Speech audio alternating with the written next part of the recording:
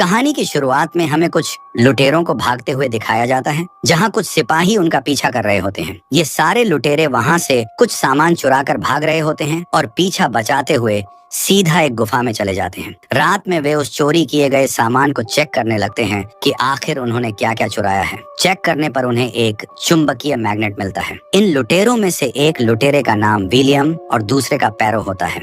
वो अपने साथी से एक ब्लैक पाउडर के बारे में बात कर रहा होता है। ये पाउडर एक ऐसी चीज है जो हवा को तुरंत आग में बदल देता है और इसी की मदद से उन्हें चोरी करने में और भी आसानी हो जाती है। अभी वे लोग इसके बारे में बात ही कर रहे होते हैं कि अचानक एक मॉन्स्टर आता है और उन्हीं में से कुछ आदमियों को मार डालता है। क्योंकि वह मॉन्स्टर बहुत ही तेजी से हरकत कर रहा था, इसीलिए किसी को ठीक से दिखाई तक नहीं देता कि वहाँ पर हो क्या रहा है। यही वजह थी कि विलियम और पैरो घबराहट में आ जाते हैं। विलियम को ऐसा महसूस होता है कि कोई उनके पीछे लगा हुआ है। जैसे ही वह पलटता है, वह बिना सोचे समझे अपनी तलवार घुमा देता है और उस मॉन्स्टर का हाथ काट देता है। एक चीख की आवाज आती है और वह मॉन्स्टर जिसका हाथ कट गया था वह नीचे गहरी खाई में गिर जाता है। विलियम उस कटे हुए हाथ को उठाकर अपने बैग में रख लेता है ताकि वह लोगों से पूछ सके कि यह आखिर किसका हाथ है, यानी उसने किसे मारा और वह इतनी स्पीड से कैसे आ सकता है। इसके बाद हम देखते हैं कि विलियम और पैरो गुफा से बाहर निकल चुके होते हैं और वे काले पाउडर की तलाश में निकल जाते हैं। तभी वे सिपाही फिर से उन्हें देख लेते हैं और उनके पीछे घोड़े दौड़ा देते हैं। वह अपने घोड़े को तेजी से भगाने लगते हैं और दोनों भागते भागते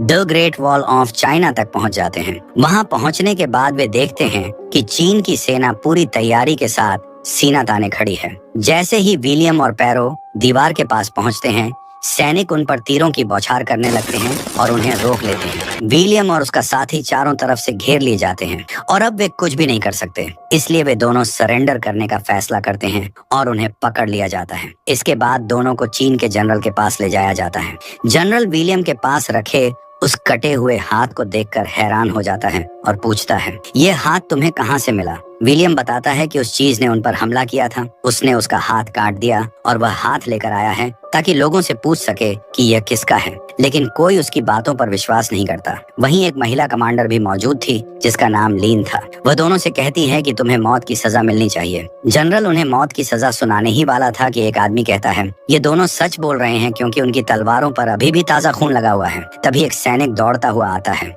और जनरल को बताता है कि दुश्मन ने हमला कर दिया है। जनरल तुरंत अपने सैनिकों को हथियार तैयार करने का आदेश देता है। विलियम और उसके साथी को कैद कर लिया जाता है। फिर विलियम वहां मौजूद एक खास आदमी से पूछता है, वह कटे हुए हाथ वाला कौन था? तुम लोग मुझसे क्यों छुपा रहे हो और इतनी बड़ी सेना होने के बावजूद तुम इतने डरे हुए क्यों हो? वह आदमी जवाब देता है, वह व्यक्ति हमारे मुकाबले में बहुत ताकतवर है और उसके साथ एक मॉन्स्टर भी है। कुछ देर बाद वह मॉन्स्टर और ताकतवर आदमी उन पर हमला कर देते हैं और दोनों तरफ से जबरदस्त लड़ाई शुरू हो जाती है। कमांडर ने अपनी सेना को कई हिस्सों में बांट रखा था। कुछ सैनिक तीर चलाते थे, कुछ भालों से वार कर रहे थे और बाकी दुश्मन को रोकने की कोशिश कर रहे थे। दूसरी तरफ हम उन भयानक मॉन्स्टर्स में से एक महिला मॉन्स्टर को देखते हैं जो बहुत ही डरावनी और ताकतवर दिखती है। उसके साथ कई और मॉन्स्टर्स होते हैं जो उसकी हर हमले से रक्षा कर रहे होते हैं, जैसे वे उसके रक्षक हों। वह महिला मॉन्स्टर अपने समूह के साथ आगे बढ़ती है और हम देखते हैं कि सारे मॉन्स्टर्स चीन की दीवार की ओर दौड़ने लगते हैं।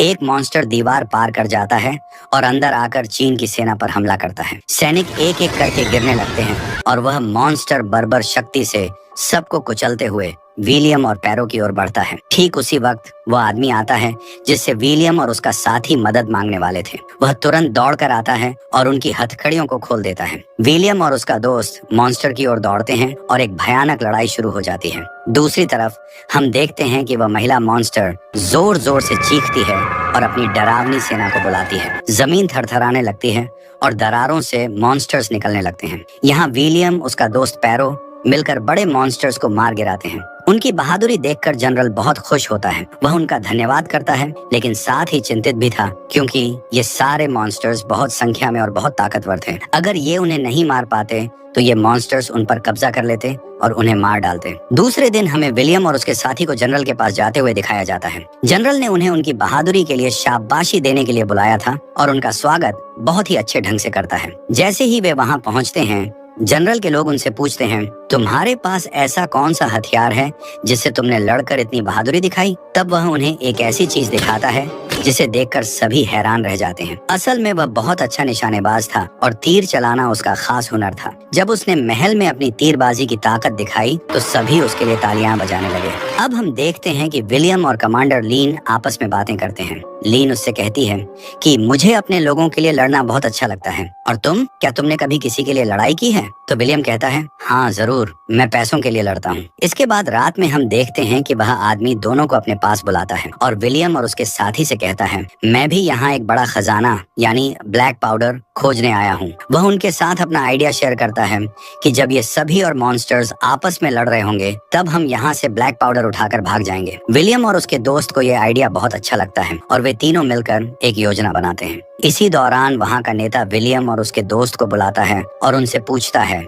ये मैग्नेटिक पत्थर तुम्हारे पास कहाँ से आया? वह समझ रहा था कि इसी पत्थर की वजह से उसकी आर्मी जीत सकती है। तब विलियम उनसे पूछता है, आखिर ये इतने सारे मॉन्स्टर्स कहाँ से आए? तो वह जवाब देता है, बहुत साल पहले एक आग वाला गोला एक बड़े पहाड़ पर गिरा था, जिसके बाद वह पहाड़ हरा भरा हो गया था और इसी से ये मॉन्स्टर्स बाहर निकले थे। हर 60 साल बाद ये मॉन्स्टर्स बाहर आते हैं और इस दुनिया में तबाही मचाते हैं, यानी लोगों पर हमला करते हैं और उन्हें मार डालते हैं। उनकी एक अकेली रानी भी होती है जो उनसे अपने सारे काम करवाती है और सभी उसके आदेश का पालन करते हैं। रात में जनरल को पता चलता है कि एक मॉन्स्टर ने आदमी को मार डाला है। बड़ी मुश्किल से वे उस मॉन्स्टर को मार गिराते हैं, लेकिन जनरल देखता है कि उसके पीछे एक और मॉन्स्टर है और वह मॉन्स्टर जैसे ही उन पर हमला करने के लिए कूदता है, जनरल लीन को बचाने के लिए अपनी तलवार उसके मुंह में दे मारता है, लेकिन उसी दौरान वह मॉन्स्टर तुरंत जनरल पर भी हमला कर देता है, जिसकी वजह से वह बहुत ज्यादा घायल हो जाता है और मरने से पहले वह लिन को नया जनरल बनाकर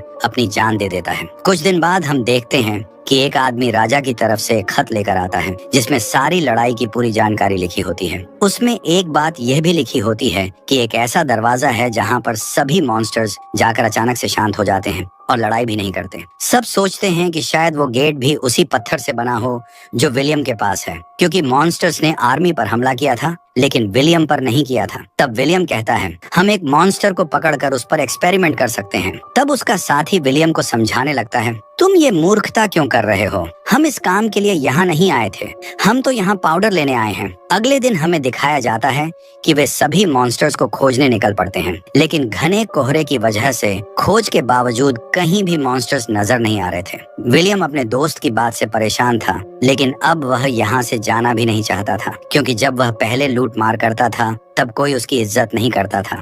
इसलिए अब वह चाहता था कि इन लोगों की मदद करके हमेशा के लिए तारीफ पाए और सब उसकी तारीफ करें। आगे हम उसी आदमी को देखते हैं जिसने विलियम को यहाँ से पाउडर चोरी करके भागने का प्लान बताया था। वह विलियम के दोस्त से कहता है, तुम अपने दोस्त को यहीं छोड़ दो, हम दोनों यहाँ से पाउडर लेकर निकल जाएंगे। लेकिन वह हमेशा की तरह अपने दोस्त का साथ देना चाहता था। तभी अचानक हम देखते हैं कि कुछ मॉन्स्टर्स आर्मी पर हमला कर देते हैं और वे लोग मॉन्स्टर्स से लड़ते हुए उन्हें घायल करते जा रहे थे, लेकिन मॉन्स्टर्स काफी चालाक और बड़ी संख्या में थे। अब विलियम देखता है कि एक ऐसा मॉन्स्टर है जिसके आसपास कोई और मॉन्स्टर नहीं है। तब वह पूरे दिल से हिम्मत करके उसके पास जाता है ताकि उसे पकड़ ले, और वास्तव में वह उसे पकड़ भी लेता है। अब उस मॉन्स्टर पर उस मैग्नेट के साथ प्रयोग किया जाता है और ऐसा करने पर सब देखते हैं कि वह मॉन्स्टर सच में उस पत्थर से डर रहा है और किसी पर हमला भी नहीं कर रहा है। ये देखकर वे बहुत खुश हो जाते हैं। अब हम देखते हैं कि वह आदमी जो उनके पास खत लेकर आया था, वह अपने राजा को खुश करने के लिए यह मॉन्स्टर और उस मैग्नेट को अपने साथ लेकर जाता है। राजा भी बहुत खुश हो जाता है कि अब उन्हें तरीका मिल गया है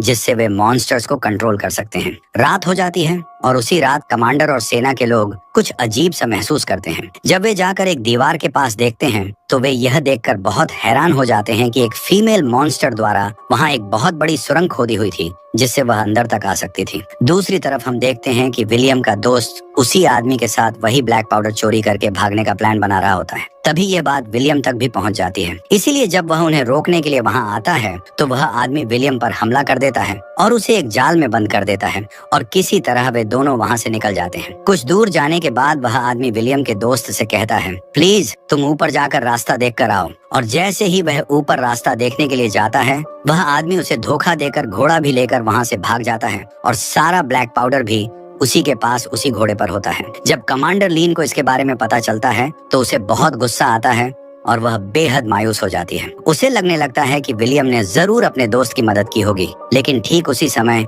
वहाँ मौजूद एक आदमी कहता है, नहीं, मैंने विलियम को देखा था, वह अपने दोस्त को ऐसा करने से रोक रहा था। फिर भी कमांडर लीन कुछ समय के लिए उसे अपनी जेल में बंद कर देती है, क्योंकि उसका भरोसा टूट चुका था। ऐसे में अब वे उस पर भी विश्वास नहीं कर सकते थे। इसके बाद हम देखते हैं कि कमांडर लीन अपनी बाकी सेना के साथ उसी जगह पर जाती है जहां से सभी मॉन्स्टर्स आकर उन पर हमला कर चुके थे। वहां विलियम भी मॉन्स्टर्स को हराने के तरीके सोच रहा था। तब उन्हें पता चलता है कि अगर उस फीमेल मॉन्स्टर यानी उनकी रानी को मार दिया जाए तो सब कुछ खत्म हो सकता है, क्योंकि वही रानी इन सभी मॉन्स्टर्स को कंट्रोल कर रही थी। वहीं हम देखते हैं कि जब कमांडर लीन और उसकी सेना उस जगह पर पहुंचती हैं, तो वे देखते हैं कि वहां बहुत सारे मॉन्स्टर्स पहले से ही हमले के लिए तैयार खड़े हैं और उनके बीच जबरदस्त युद्ध शुरू हो जाता है। विलियम भी कमांडर लीन की तरफ से बहादुरी से हमला करने लगता है और हर कोई अपनी जान की बाजी लगाकर मॉन्स्टर्स के खिलाफ लड़ रहा होता है। दूसरी तरफ हम देखते हैं कि वही आदमी जो जेल में रखे गए मॉन्स्टर और मैग्नेट को लेकर